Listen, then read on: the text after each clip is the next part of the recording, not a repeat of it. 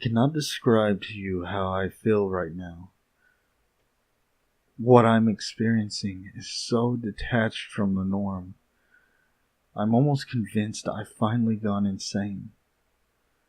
Almost. My wife, Bay, died during childbirth. She was gorgeous, funny, intelligent, stubborn. A woman whose laugh was so loud, eating in restaurants was a challenge. A woman whose stare was so intense, it made my hands shake. I lost her as she gave birth to our daughter, Sam. Of course, I could have resented Sam for taking away what was once mine in a way nothing else can be, for taking what was so truly and utterly pure. But I didn't. I knew Bay wouldn't have wanted any resentment. She wouldn't have wanted our only child to have a life ruined by hate. But this isn't about grief. This isn't about the physical sucker punch of losing forever something you loved. This is about something far more sinister. My daughter was lively, always running and screaming, leaping up and down the climbing frame, causing havoc in her classes. So for her 6th birthday, a trip with friends to the movies had left her so pent up with energy, I could barely keep up with her as she dipped and dodged between people on the pavement. She'd occasionally turn back through the sea of people and shout, "Daddy, come on!" in a tone that was almost petulant. I couldn't help but love her. I tried to chase her. I really did. She was too busy looking at me when she dashed out into the road, and the bus didn't have time to stop. A sickening crunch, and the world fell silent. I cradled her broken form in my arms, too numb to weep, too hurt to move. All I could feel was the warm crimson liquid gently seeping into my clothes, and the state of shock I was in. I could just think about how I was going to wash my jeans. It sounds horrid, I know, but a loss like that tears everything away from you and leaves you with only the bare thought process that makes us human. The next week was a blur. I cannot place a single memory to a time. In between friends and family extending their condolences, and the howling sobs of mine that would break out at any moment. I attended her funeral dressed all in black. By dressed, I don't mean merely clothes. My very essence was dark. I couldn't feel or think, and the day continued as I went through the motions like a dying man treading water. Everyone wanted to tell me about Sam, and how perfect she was. What an angel she was. As if I didn't know. As if I didn't realize what a gift my own daughter was. The man stood out from the rest as he walked up to me and handed me the large leather book. I assumed at the time he was a parent of one of Sam's friends, handing me a collection of photos together. Or maybe I was too numb to even process his cold hands, and how he never mentioned my daughter once. For a moment I was lost. I drank and stayed in our now empty apartment alone, watching old box sets, too numb now to even cry. It was only when my sister arrived, when she held my hand and talked to me, that I began to come out of my shell. She'd sit and listen to the most insane things that I'd say, and gently coaxed me out of my depression. Not completely, but enough for me to begin to live what was almost a real life again. That was when I opened the book.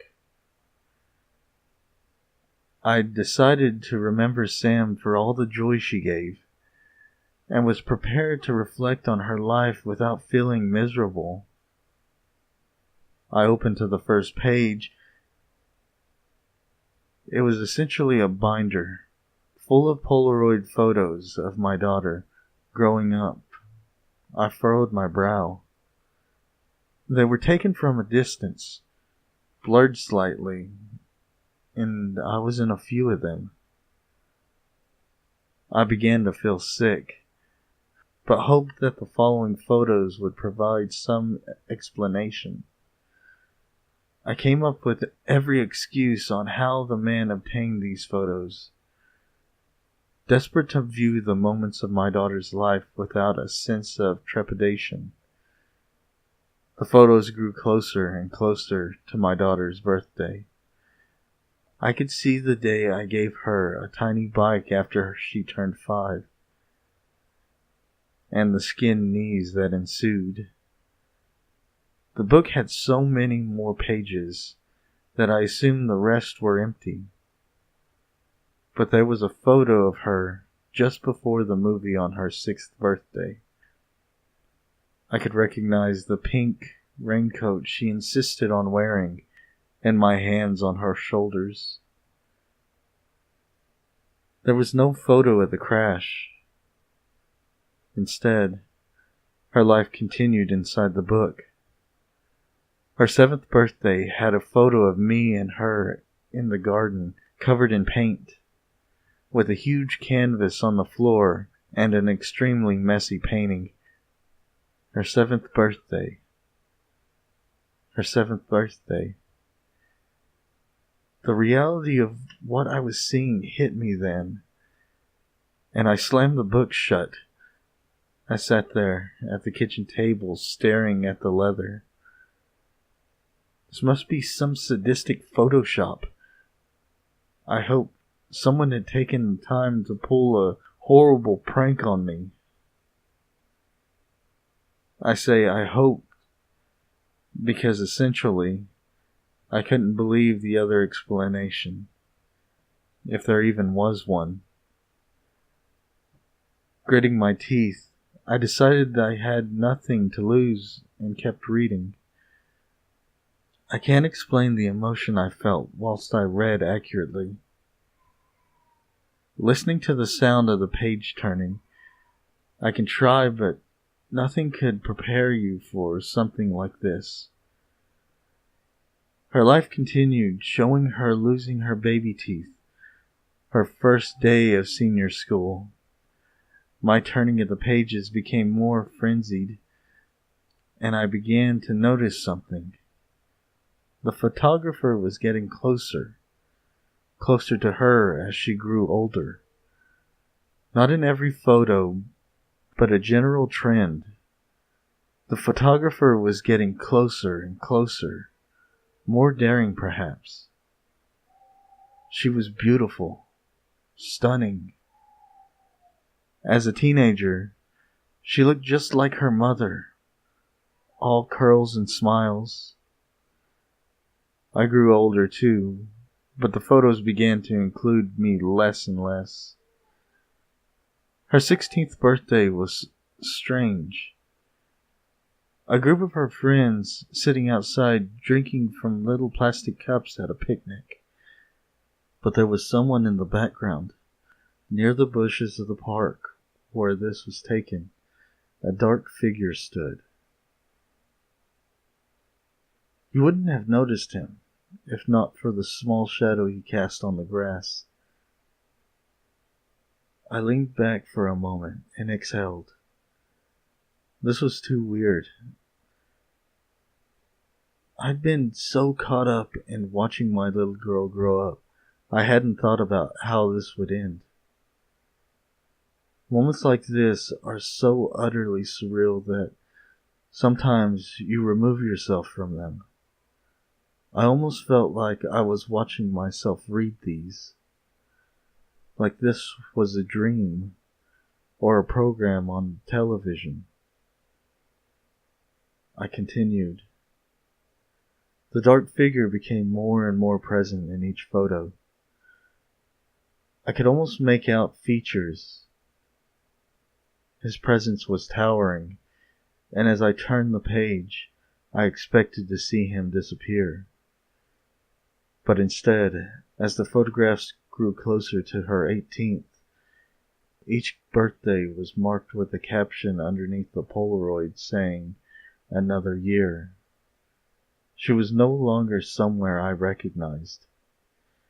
Instead, the photos were of her in a dimly lit house, her face contorted by fear, striking all sorts of weird poses. Sometimes she would be dressed like an ancient queen, or she would be dressed like a maid scrubbing the floors. The figure was there, even closer now.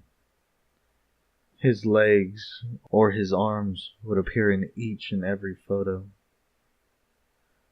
No matter how she was dressed, in every photo her face had this desperately pained expression. It killed me. There were bruises on her face. She looked thin, ill even. I couldn't do it. This was sick, properly sick. My girl. I soldiered on. The last photo I looked at before slamming the book shut and swore to never, ever look at it again was of her 18th. The caption underneath read, "The Last," in sloppy writing. She was looking straight at the camera, crying. She was on her knees, dressed in a black evening dress, with an apple in her mouth and her hands bound behind her back. Her makeup was ruined by her tears. It was as if she was pleading me, begging me to help, but I couldn't. I closed the book and left the room, my whole body convulsing with sobs. I couldn't call the police, of course. She was dead. The thing that keeps me up at night isn't the content of what I saw. It's that there were so many pages left.